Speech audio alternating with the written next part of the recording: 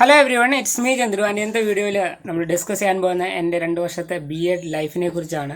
കാരണം BEഡിന് ജോയിൻ ചെയ്തപ്പം ഞാൻ ഓർത്തൊരു കാര്യമാണ്, ഈ 2 ഇയേഴ്സ് കഴിയുമ്പോൾ അതിൻ്റെ ഒരു സമ്മപ്പായിട്ടൊരു വീഡിയോ ചെയ്യണം എന്നുള്ളത്. അപ്പോൾ അങ്ങനെ ഒരു വീഡിയോ ആണിന്ന്.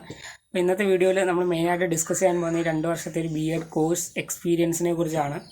ഓക്കെ, സോ ഒറ്റ വാക്കിൽ പറയുകയാണെങ്കിൽ ഞാൻ കഴിഞ്ഞ ഈയിടെ, അതായത് ഒരാഴ്ച മുമ്പ് ഇട്ടൊരു വീഡിയോ ആണ് തിയറി പ്രാക്ടീസ് റിഫ്ലക്ഷൻ എന്ന് പറയുന്ന രീതിയിൽ BEഡിൻ്റെ എൻ്റെ ഒരു 2 വർഷത്തെ വീഡിയോസൊക്കെ കൂട്ടിച്ചേർത്ത് ഇങ്ങനെയൊരു സംഭവം. ഓക്കെ, അതിൻ്റെ ടൈറ്റിൽ ഇതായിരുന്നു, തിയറി പ്രാക്ടീസ് റിഫ്ലക്ഷൻ. ഏറ്റവും ഷോർട്ടായിട്ട് പറയുകയാണെങ്കിൽ അത് തന്നെയാണ് നമ്മുടെ BEd ലൈഫ്. തിയറി പഠിക്കുന്നു, പ്രാക്ടീസ്, പിന്നെ അതിൻ്റെ റിഫ്ലക്ഷൻ.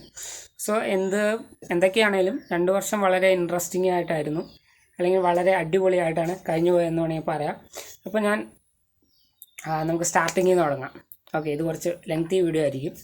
എനിവേസ് നമുക്ക് സ്റ്റാർട്ടിങ്ങിൽ നിന്ന് നോക്കാം. അപ്പോൾ ഞാൻ ഏകദേശം PG പാസ് ഔട്ടായ നമ്മുടെ കോവിഡ് സിറ്റുവേഷനിലാണ്.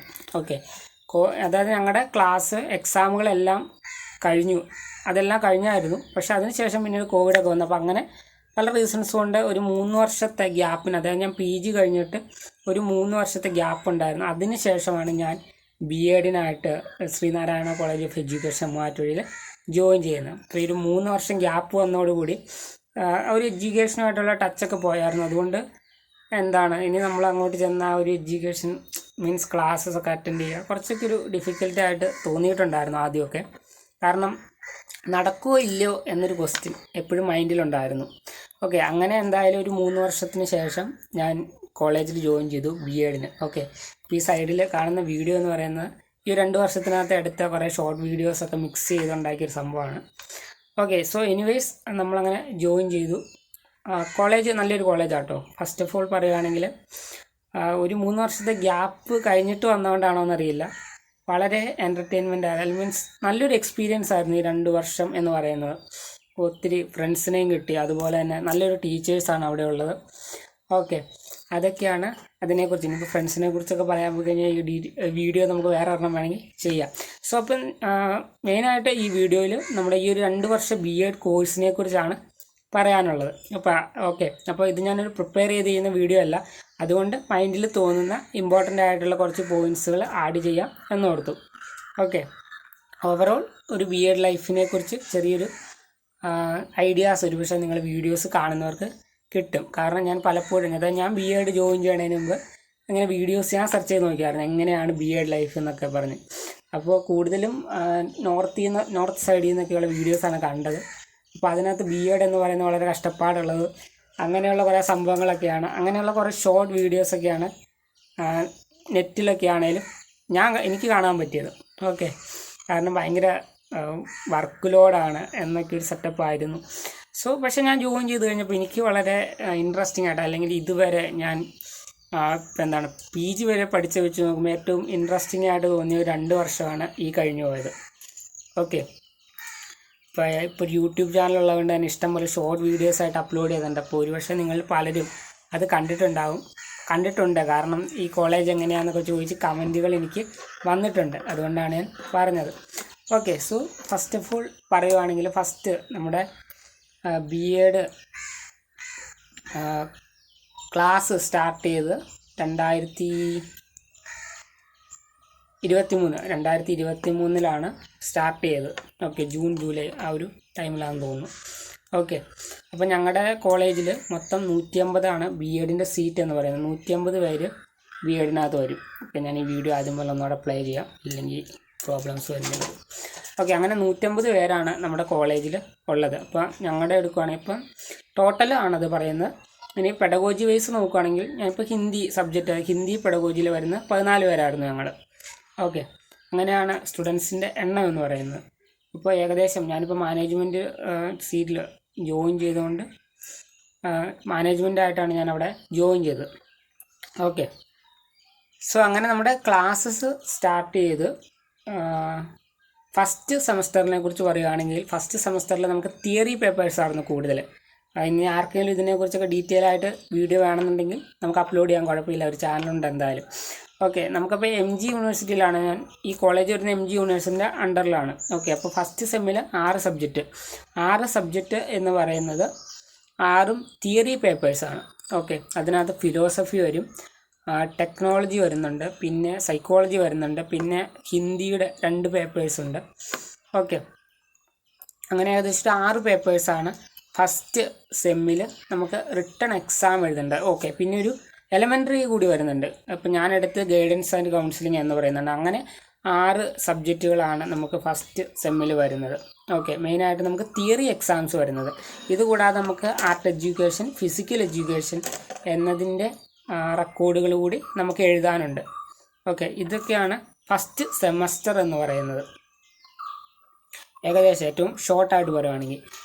അപ്പോൾ ഏറ്റവും കൂടുതൽ നമുക്ക് തിയറി പഠിക്കാനുള്ളത് ഫസ്റ്റ് സെമ്മിലായിരുന്നു. അതിനുശേഷം തിയറി പേപ്പേഴ്സിൻ്റെ എണ്ണം കുറഞ്ഞു വരുവാണ് ഉണ്ടായത്. ഇനി രണ്ടാമത്തെ സെമസ്റ്ററിലേക്ക് വരുവാണെങ്കിൽ നമുക്ക് ഒരു തിയറി പേപ്പർ കുറയും. അതായത് ടോട്ടൽ 5 പേപ്പർ. അതായത് നമ്മുടെ ആ എലമെൻ്ററി കോഴ്സ് ഉണ്ട്, ഗൈഡൻസ് ആൻഡ് കൗൺസിലിംഗ്, അത് നമുക്ക് സെക്കൻഡ് സെമ്മിലില്ല. അപ്പോൾ ബാക്കിയുള്ള സബ്ജക്റ്റുകൾ നമുക്ക് പഠിച്ചാൽ മതി. പിന്നെ ആർട്ട് എഡ്യൂക്കേഷൻ വരുന്നുണ്ട്, ഫിസിക്കൽ എഡ്യൂക്കേഷൻ്റെ പേപ്പറല്ല, അതിന് നമുക്ക് റെക്കോർഡ് സബ്മിറ്റ് ചെയ്യണം. ഓക്കെ, അങ്ങനെ റെക്കോർഡ് വർക്കുകളും കൂടി നമുക്ക് ഓരോ സെമസ്റ്ററിൽ വരുന്നുണ്ട്. ഓക്കെ, അത് കൂടാതെ നമുക്ക് സെക്കൻഡ് സെമ്മിൽ വരുന്നതാണ് 1 മാസത്തെ സ്കൂൾ ഇൻഡക്ഷൻ വരുന്നുണ്ട്. ഓക്കെ, അത് ഞാൻ ചെയ്തത് GMHS പാലക്കുഴ സ്കൂളിലാണ്. അപ്പോൾ എൻ്റെ വീടിൻ്റെ തൊട്ടടുത്തുള്ള സ്കൂളാണ്, ഞാൻ പഠിച്ച സ്കൂളും കൂടിയാണിത്. ഓക്കെ, ഞാൻ ഒരിക്കലും ഞാൻ ആ സ്കൂളിൽ പഠിക്കുമ്പോൾ ഞാൻ ചെറുപ്പത്തിൽ വിചാരിച്ചിട്ടുണ്ട് ഒരു പക്ഷേ എനിക്കിവിടെ ഒരു ടീച്ചറായിട്ട് ഒരു ദിവസമെങ്കിലും വന്നെന്നുള്ളത്. ഓക്കെ, അങ്ങനെ ആ ഒരു വിഷ് ഇതിലൂടെ കംപ്ലീറ്റ് ആയി. ഇപ്പോൾ ട്രെയിനി ആയിട്ടാണെങ്കിൽ പോലും ഞാൻ അവിടെ ഇൻഡക്ഷന് ജോയിൻ ചെയ്തു. ഇൻഡക്ഷൻ എൻ്റേത് അവിടെയാണ് ഞാൻ ചെയ്തത്. ഹിന്ദി ടീച്ചറായിട്ട് തന്നെ ഞാൻ എടുത്തത് 8ാം ക്ലാസ്സിലായിരുന്നു. അന്ന് ഇൻഡക്ഷന് പോയപ്പോൾ 8ാം ക്ലാസ്സിലാണ് എടുത്തത്. കാരണം നമുക്ക് 5 ലെസൺ പ്ലാനാണ് അതിനകത്ത് നമുക്കവിടെ ക്ലാസ് എടുക്കാനുണ്ടായിരുന്നുള്ളൂ. മീൻസ് 5 ക്ലാസ്, പിന്നെ ആർട്ടിൻ്റെ അങ്ങാണ്ടാന്ന് തോന്നുന്നു 1 ക്ലാസ്, അങ്ങനെ സൈക്കോളജി 1 ക്ലാസ്, അങ്ങനെ ഒരു 5-6 ക്ലാസ്സേ നമുക്ക് എടുക്കാനുണ്ടായിരുന്നുള്ളൂ. അങ്ങനെ നമ്മുടെ സെക്കൻഡ് സെമ്മിൽ ഇത്രയൊക്കെയാണ് ഉള്ളത്. പിന്നെ റെക്കോർഡ് വർക്കും കൂടി ഉണ്ട് കേട്ടോ. റെക്കോർഡ് വർക്ക് അത്ര ഡിഫിക്കൽട്ടായിട്ട് ഒരിക്കലും തോന്നിയില്ല. കാരണം നമ്മൾ പറയുന്ന ഒരു ഡേറ്റ് ഓഫ് സബ്മിഷൻ നമുക്ക് പറയും. അതിനു മുമ്പ് നമുക്ക് ഈ സംഭവമൊക്കെ എഴുതി തീർക്കാൻ പറ്റുവാണെങ്കിൽ വലിയ സീനൊന്നും ഇല്ലാണ്ട് നമ്മുടെ കോഴ്സ് കഴിയും. പിന്നെ എക്സാമിനെ കുറിച്ച് പറയുകയാണെങ്കിൽ മോസ്റ്റ്ലി ഞാൻ നമ്മുടെ ലൈബ്രറി ഉണ്ട് അവിടെ കോളേജിൽ, അവിടെ പ്രീവിയസ് ഇയർ ക്വസ്റ്റ്യൻ പേപ്പർ ഒരു വലിയ ബുക്ക്ലെറ്റ് ആയിട്ട് തന്നെ ഉണ്ട്. ഓക്കെ, അപ്പോൾ ഞാൻ ഓരോ സെമ്മ് സ്റ്റാർട്ട് ചെയ്യുമ്പോൾ തന്നെ അവിടെ പോയിട്ട് ക്വസ്റ്റ്യൻ പേപ്പർ എടുക്കുമായിരുന്നു. അതായത് ഒരു സെമ്മിൻ്റെ എല്ലാ സബ്ജക്റ്റിനെയും ക്വസ്റ്റ്യൻ പേപ്പർ എടുക്കും, എന്നിട്ട് അത് മാത്രമേ നോക്കാറുള്ളൂ, എന്നിട്ട് അത് വെച്ചിട്ട് പ്രിപ്പയർ ചെയ്യും. അത്രേ ഉള്ളൂ എക്സാം പ്രിപ്പറേഷൻ എന്ന് പറയുന്നത്. അപ്പോൾ വലിയ കുഴപ്പമില്ലാതെ ഒരു മാർക്ക് അതിൽ നിന്ന് കിട്ടുകയും ചെയ്യും. ഓക്കെ, അപ്പോൾ ആ രീതിയിൽ എക്സാം പ്രിപ്പറേഷൻ നടന്നു പോകും. പിന്നെ അത്രയായിട്ട് നോക്കാറുള്ളൂ, വേറെ സംഭവമൊന്നും നോക്കാറില്ല. അതിനകത്ത് എന്തൊക്കെ ക്വസ്റ്റ്യൻ വന്നിട്ടുണ്ടോ ജസ്റ്റ് അത് മാത്രമേ പഠിക്കാറുള്ളൂ, അല്ലെങ്കിൽ നോക്കാറുള്ളൂ. പിന്നെ ഈ പറഞ്ഞ പോലെ തന്നെ റെക്കോർഡ് വർക്ക്സ് അത് നമുക്ക് എടുത്ത് പറയും. അപ്പോൾ ആ ഒരു ഡേറ്റിന് മുമ്പ് നമുക്ക് എഴുതി തീർക്കാൻ പറ്റുവാണെങ്കിൽ തീർച്ചയായിട്ടും നമുക്ക് പറ്റും. നമുക്ക് ടൈം തരും ഒരു റെക്കോർഡ് സബ്മിറ്റ് ചെയ്യാനായിട്ട്. അപ്പോൾ നേരത്തെ എഴുതി തീർക്കുവാണെങ്കിൽ നമുക്ക് അത്രയും റിലാക്സ് ആയിട്ടിരിക്കാം ഏറ്റവും ലാസ്റ്റ്. ഓക്കെ, അങ്ങനെ ഒരു കാര്യം കൂടിയുണ്ട് അവിടെ. പിന്നെ അതാണ് സെക്കൻഡ് സെമസ്റ്റർ എന്ന് പറയുന്നത്. ഞാൻ ഏറ്റവും ഷോർട്ടായിട്ടാണ് പറയുന്നത്. നിങ്ങൾക്ക് ഡീറ്റെയിൽ ആയിട്ട് ആരെങ്കിലും കമൻറ്റൊക്കെ ഇടുവാണെങ്കിൽ നമുക്ക് നോക്കാം. ഇനി തേർഡ് സെമസ്റ്ററിലേക്ക് വരുവാണെങ്കിൽ തേർഡ് സെമസ്റ്ററിൽ നമുക്ക് ഒരൊറ്റ തിയറി പേപ്പറേ ഉള്ളൂ. ഓക്കെ, ലാക്ക് എന്ന് പറയുന്ന ഒരു തിയറി പേപ്പറേ നമുക്കുള്ളൂ. ബാക്കി നമുക്ക് പെഡഗോജി, അതായത് നമ്മുടെ സബ്ജക്റ്റിൻ്റെ ഒരു 50 ലെസൺ പ്ലാൻ നമുക്ക് റെക്കോർഡിൽ എഴുതണം. അപ്പോൾ റെക്കോർഡിൽ എഴുതുന്നതിന് നമുക്ക് റഫായിട്ട് എഴുതണം. അങ്ങനെ ഒരു 100-120 എങ്ങാണ്ട് ലെസൺ പ്ലാൻസ് വരുമെന്നാണ് എനിക്ക് തോന്നുന്നത്. ഓക്കെ, കാരണം അതിനകത്ത് ഹെൽത്തിൻ്റെ ലെസൺ പ്ലാൻസ് വരുന്നുണ്ട്, അതുപോലെ തന്നെ ആർട്ടിൻ്റെ ലെസൺ പ്ലാൻസ് ഒക്കെ എല്ലാം കൂടെ വരുമ്പോൾ ഒരു 110 ആ ഒരു റേഞ്ചിനകത്ത് വരും. ഓക്കെ, അത് വലിയ ഡിഫിക്കൽട്ടുള്ള കാര്യമല്ല. കാരണം നമുക്ക് നമ്മൾ സ്കൂളിൽ പോകുമ്പോൾ നമുക്ക് ടൈമുണ്ട്. അപ്പോൾ ആ ഒരു ടൈമിൽ ഇപ്പോൾ ഞാനാണെങ്കിൽ സ്കൂളിൽ പോയി വെറുതെ ഇരിക്കുകയാണ് ചെയ്യാറ്. അപ്പോൾ വീടിൻ്റെ അടുത്തായതുകൊണ്ട് തന്നെ നേരത്തെ വീട്ടിലെത്തും. അപ്പോൾ വീട്ടിൽ വന്നിട്ടുള്ള എഴുത്തൊക്കെ ഉണ്ടായിരുന്നുള്ളൂ. ഓക്കെ, അപ്പോൾ അത് വലിയ കുഴപ്പമില്ലാണ്ട്, കാരണം നല്ലൊരു ടൈമുണ്ട് സ്കൂളിൽ. നമുക്ക് ഒരു 3-4 മാസത്തോളം നമുക്കവിടെ ഇൻറ്റേൺഷിപ്പ് ഉണ്ട്. ഓക്കെ, 3ാമത്തെ സെമസ്റ്ററിൽ നമ്മൾ ഫുൾ ഇൻറ്റേൺഷിപ്പാണ്. അതായത് ഏകദേശം ഒരു 2 ആഴ്ച നമുക്ക് ജസ്റ്റ് ഒരു ഇൻട്രൊഡക്ഷൻ കോളേജിലുണ്ട്.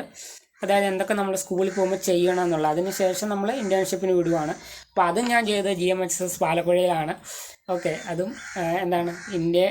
ഇൻഡക്ഷനും ഇൻറ്റേൺഷിപ്പ് ഒരേ സ്കൂളിൽ തന്നെയായിരുന്നു. ഓക്കെ, ഞാൻ പഠിച്ച സ്കൂളായതുകൊണ്ട് തന്നെ വളരെ ഇൻട്രസ്റ്റിംഗ് ആണ്. അപ്പോൾ ഞാൻ ഇന്റേൺഷിപ്പിന് വന്നപ്പോൾ ഞാൻ ക്ലാസ് എടുത്ത് 8ലും 9ലും എടുത്തു ഹിന്ദി. ഓക്കെ, അതിൻ്റെ റീസൺ എന്താണെന്ന് വെച്ച് കഴിഞ്ഞാൽ നമുക്ക് 50 ലെസൺ പ്ലാൻസ് ഈ 4 മാസത്തിനുള്ളിൽ കംപ്ലീറ്റ് ചെയ്യണം. ഓക്കെ, അപ്പോൾ 2 ക്ലാസ് എടുക്കുവാണെങ്കിൽ നമുക്ക് വളരെ പെട്ടെന്ന് അത് കംപ്ലീറ്റ് ചെയ്യാൻ പറ്റും.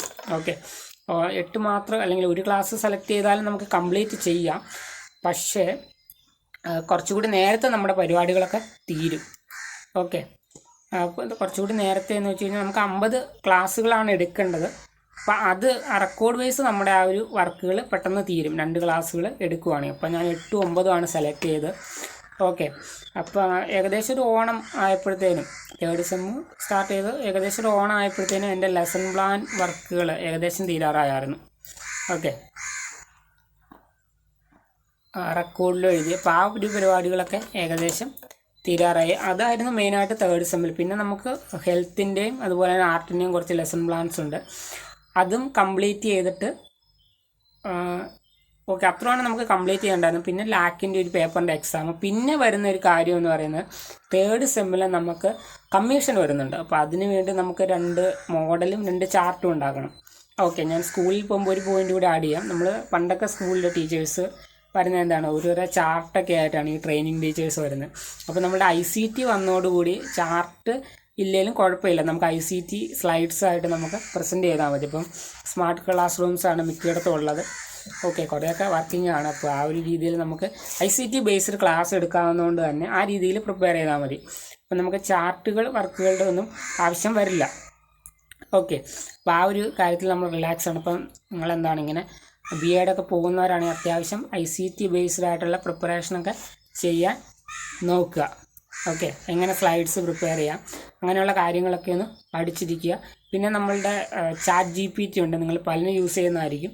അപ്പോൾ അങ്ങനെ AI ബേസ്ഡ് ആയിട്ടുള്ള കുറേ സംഭവങ്ങളുണ്ട്. അപ്പോൾ അതൊക്കെ വെച്ചിട്ട് നമുക്ക് റെക്കോർഡ് വർക്കുകളൊക്കെ നമുക്ക് പെട്ടെന്ന് തന്നെ തീർക്കാൻ പറ്റും. ഇപ്പോൾ ഞാൻ എൻ്റെ ഏകദേശം മൊത്തം റെക്കോർഡ് വർക്കുകൾ അതിൻ്റെ ഹെൽപ്പിലാണ് ചെയ്തത്. ഓക്കെ, അത് വേണമെങ്കിൽ ഡീറ്റെയിൽ ആയിട്ട് നമുക്ക് വേണമെങ്കിൽ വേറെ വീഡിയോയിലൊക്കെ ഡിസ്കസ് ചെയ്യാം. അപ്പോൾ ആ ഒരു കാര്യത്തിൽ നമുക്ക് ChatGPT ഹെൽപ്ഫുള്ളാണ്. പിന്നെ ഞാൻ പ്രസൻറ്റേഷനായിട്ട് മോസ്റ്റ്ലി ഞാൻ യൂസ് ചെയ്യുന്നത് ക്യാൻവയാണ്. അപ്പോൾ നമുക്ക് യൂട്യൂബ് ചാനലുകൾ ഉള്ളതുകൊണ്ട് തന്നെ അതിൻ്റെ തംബ്നെയിലിനും മറ്റ് വർക്കിനൊക്കെ വേണ്ടി ഞാൻ അതാണ് യൂസ് ചെയ്യാറ്. അപ്പോൾ അതിൽ തന്നെയാണ് എൻ്റെ പ്രസൻറ്റേഷൻ അല്ലെങ്കിൽ B.Ed പ്രസൻറ്റേഷനും ചെയ്തുകൊണ്ടിരുന്നത്. ഓക്കെ, അപ്പോൾ അങ്ങനെ നമുക്ക് ഓരോ ലെസൺ അല്ലെങ്കിൽ ഓരോ ക്ലാസ് എടുക്കുന്നതിന് നമുക്ക് ഈ ചാർട്ടിൽ കാണിക്കുന്ന സംഭവങ്ങൾ തന്നെ നമുക്ക് ICT ഉപയോഗിച്ചിട്ട് കാണിക്കുവാണെങ്കിൽ നമുക്ക് കുറച്ചുകൂടി ഹെൽപ്ഫുള്ളാണ്. നമുക്ക് വേണമെങ്കിൽ ഫോണിൽ ക്രിയേറ്റ് ചെയ്യാം, അല്ലെങ്കിൽ ആപ്പ് ഉള്ളവർക്ക് അങ്ങനെ ക്രിയേറ്റ് ചെയ്യാം. ഓക്കെ, അപ്പോൾ ചാർട്ട് വരയ്ക്കാനൊക്കെ കഷ്ടപ്പെടേണ്ട ആവശ്യം വരില്ല.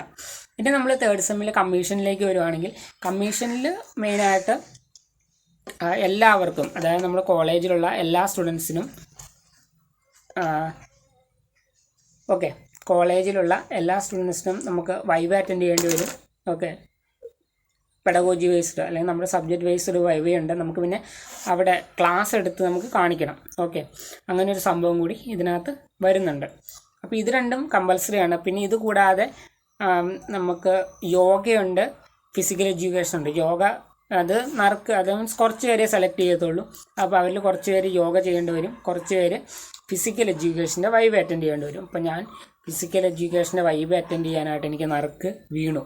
ഓക്കെ, അപ്പോൾ അങ്ങനെ ഒരു സംഭവം കൂടി കിട്ടി, അതുകൊണ്ട് അത് എക്സ്ട്രാ ആയിരുന്നു. അങ്ങനെ 3 സംഭവങ്ങളാണ് എനിക്ക് വന്നത്. ക്ലാസ് കുഴപ്പമില്ലായിരുന്നു, പിന്നെ വൈവയും വലിയ കുഴപ്പമില്ലായിരുന്നു. കാരണം നമ്മളെ വർക്ക് എന്തൊക്കെയാണ് നമ്മൾ ചെയ്തത് അതിനെ ബേസ് ചെയ്തിട്ടൊക്കെയാണ് ക്വസ്റ്റ്യൻ ചോദിക്കത്തുള്ളൂ. അപ്പോൾ അത് അത്യാവശ്യം അറിയാമെങ്കിൽ അതൊന്നും ഒരു വിഷയമുള്ള കാര്യമല്ല. ഓക്കെ, ഇതാണ് ഏകദേശം എൻ്റെ ഒരു ഓർമ്മയിൽ നിൽക്കുന്ന കാര്യങ്ങളെന്ന് പറയുന്നത് 3rd സെമ്മിൽ. ഓക്കെ, ഇത്രയൊക്കെ ഉള്ളെന്ന് തോന്നുന്നു. ഞാനിത് എൻ്റെ ഒരു മെമ്മറി വെച്ചിട്ട് ഞാൻ പറയുന്ന കേട്ടോ, പലതും ചിലപ്പോൾ ഒരു പക്ഷേ വിട്ടുപോയേക്കാം. ഓക്കെ, ഇത്രയുമാണ് നമ്മുടെ ഒരു 3rd സെമ്മിൽ ഒരു ജനറലായിട്ട് പറയുകയാണ്. ഇനി 4th സെമ്മിൽ, അതായത് ഇപ്പോൾ കഴിഞ്ഞ ലാസ്റ്റ് സെമ്മിൽ പറയുകയാണെങ്കിൽ ലാസ്റ്റ് സെമ്മിൽ നമുക്ക് 3 തിയറി പേപ്പറാണുള്ളത്. ഒരു സബ്ജക്റ്റ് പേപ്പറും 2 പേപ്പർ അല്ലാതെ. ഒരു പേപ്പർ എന്ന് പറഞ്ഞാൽ ജെൻഡറിനെ ബേസ് ചെയ്തിട്ടുള്ളൊരു പേപ്പറാണ്. രണ്ടാമത്തേത് പേഴ്സണാലിറ്റി ഡെവലപ്മെൻറ്റിൻ്റെ ഒരു പേപ്പറാണ്. ഇങ്ങനെ 3 പേപ്പറാണ് നമുക്ക് 4th സെമ്മിലുള്ളത്. ഓക്കെ, അപ്പോൾ ഇതിനകത്ത് 4th സെമ്മിൽ പിന്നെ ഇത് കൂടാതെ തന്നെ നമ്മളുടെ ഒരാഴ്ചത്തെ ക്യാമ്പ് വരുന്നുണ്ട്, ടൂറ് വരുന്നുണ്ട്.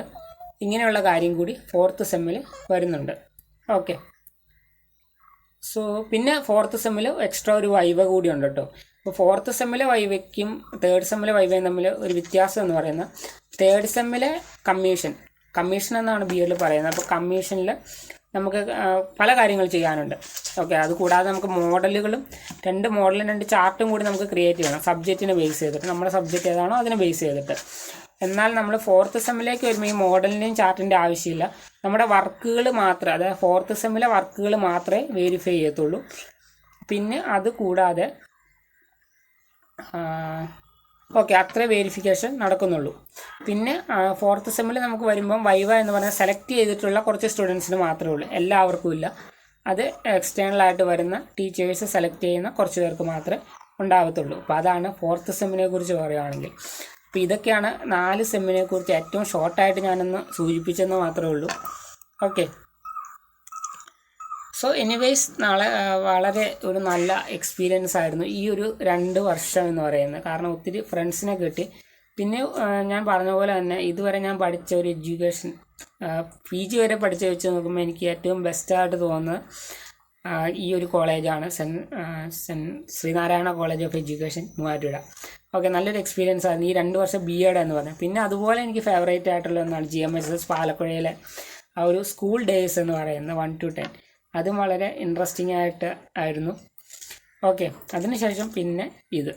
ഓക്കെ, അപ്പോൾ ഇതാണ് ഒരു 2 വർഷം BEd എക്സ്പീരിയൻസിനെ കുറിച്ച് ഒരു ഷോർട്ടായിട്ട് പറയാനുള്ളത്.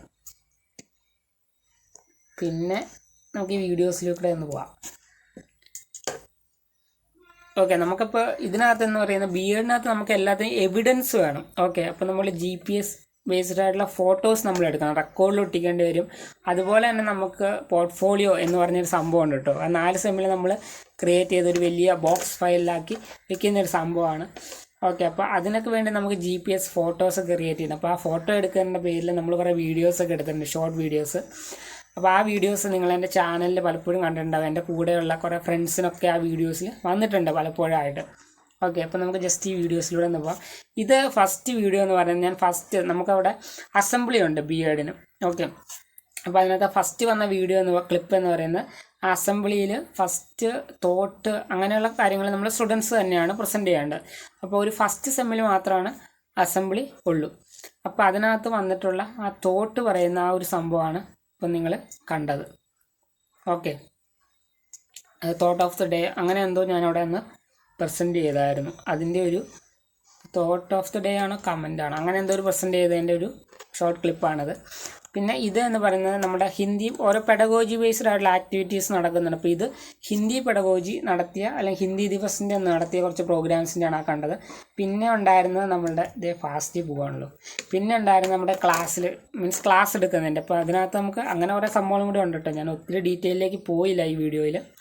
ആ ഒരു സംഭവം എന്ന് പറയുന്നത് നമ്മളുടെ ടീച്ചിങ് ഉണ്ട്, ക്ലാസ് റൂം ടീച്ചിങ്ങുകൾ വരുന്നുണ്ട്. ഓക്കെ,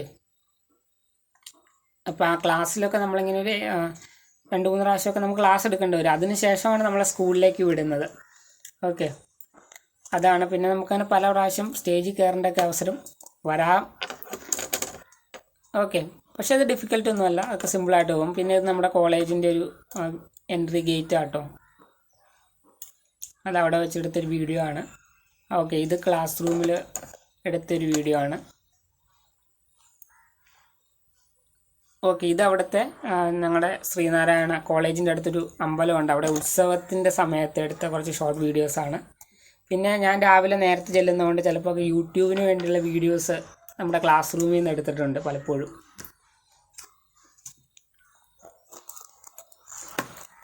പിന്നെ ഇതിൽ കുറേ വീഡിയോസൊക്കെ ഫ്രണ്ട്സ് എടുത്ത് തരുന്നതാണ് കേട്ടോ.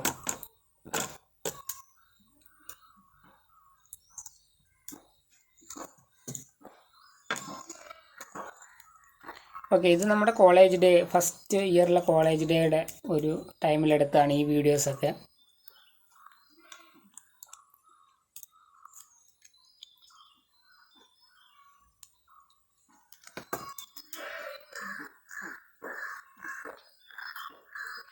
ഇത് നമ്മുടെ ക്ലാസ് റൂമുകളാണ്.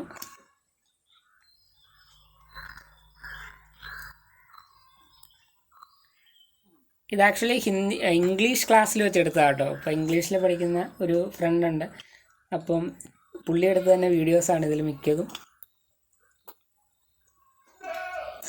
പിന്നെ ഞങ്ങൾക്ക് ഏറ്റവും മുകളിൽ, അതായത് കോളേജിൻ്റെ ഏറ്റവും മുകളിൽ നോക്കുകയാണെങ്കിൽ ബാഡ്മിൻ്റൺ കളിക്കുക. അപ്പോൾ ഞങ്ങൾ ബോയ്സ് കുറച്ച് പേര് അവിടെ ഉച്ച ടൈമിലൊക്കെ ബാഡ്മിൻ്റൺ കളിക്കാറുണ്ടായിരുന്നു. അപ്പോൾ അതിനിടയ്ക്ക് എടുത്ത കുറച്ച് തട്ടിക്കൂട്ട് വീഡിയോസാണിത്.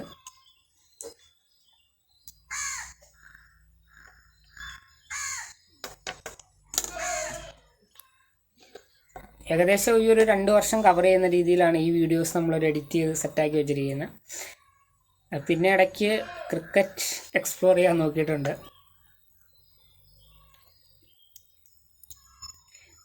ഞാൻ ആദ്യമായിട്ട് എൻ്റെ ഒരു വീഡിയോയ്ക്ക് ഇതുപോലെ റിയാക്ട് ചെയ്യുന്നതെന്ന് തോന്നുന്നു കേട്ടോ. ഇതിൽ കൂടുതലുണ്ട് കേട്ടോ. ഇത് ട്രിപ്പ് പോയ ടൈമിലെടുത്ത വീഡിയോസാണ്, 4th സെമ്മിലെ ടൂറിൻ്റെ ടൈമിൽ.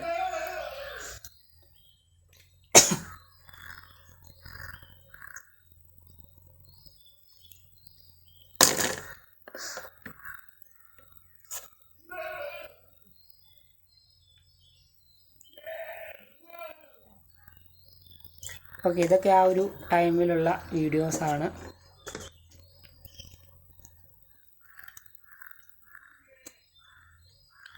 ഓക്കെ, അപ്പോൾ എൻ്റെ ഒരു രീതിയിൽ പറയുകയാണെങ്കിൽ BEd ഏറ്റവും ചുരുക്കി പറഞ്ഞു കഴിഞ്ഞാൽ തിയറി, പ്രാക്ടീസ് ആൻഡ് റിഫ്ലക്ഷനാണ്. നമ്മൾ കുറേ തിയറി പഠിക്കുന്നു, അത് പ്രാക്ടീസ് ചെയ്യുന്നു, പിന്നെ അതിൻ്റെ റിഫ്ലക്ഷനും കൂടി ഇൻക്ലൂഡ് ചെയ്യുന്ന ഒരു സംഭവമാണ് BEd.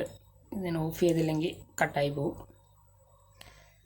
ഓക്കെ, അപ്പോൾ ജനറലായിട്ട് ഈ ഒരു 4 സെമ്മിനെ കുറിച്ച് എനിക്ക് പെട്ടെന്ന് മൈൻഡിൽ തോന്നിയ കാര്യങ്ങളൊക്കെ ഞാൻ പറഞ്ഞിട്ടുണ്ട്. ഏകദേശം 20 മിനിറ്റ് ആയിട്ടുണ്ട്. ഓക്കെ, ഇനി BEdുമായിട്ട് ബന്ധപ്പെട്ട് നിങ്ങൾക്ക് എന്തെങ്കിലുമൊക്കെ ഡൗട്ട്സോ എന്തെങ്കിലുമൊക്കെ ഉണ്ടെങ്കിൽ വീഡിയോസ് പറഞ്ഞാൽ മതി, നമ്മൾ അതിൽ വീഡിയോസ് ആഡ് ചെയ്യാൻ നോക്കാം.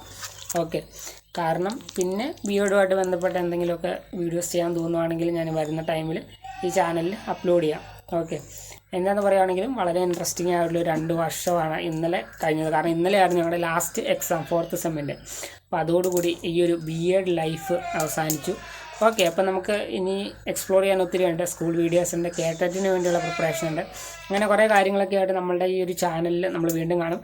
So guys, see you in the next. തത്തക്കിലെ ഓക്കെ, ബൈ.